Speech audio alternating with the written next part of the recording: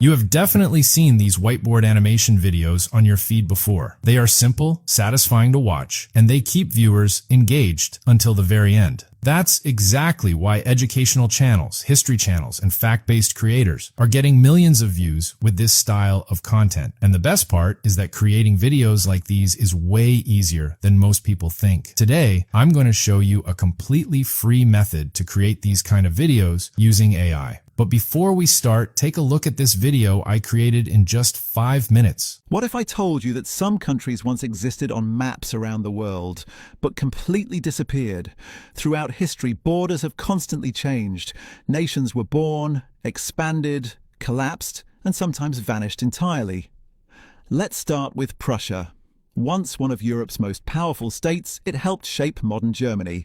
But after World War II, Prussia was officially dissolved. Today, Prussia no longer exists as a country, but its influence can still be seen in modern Germany.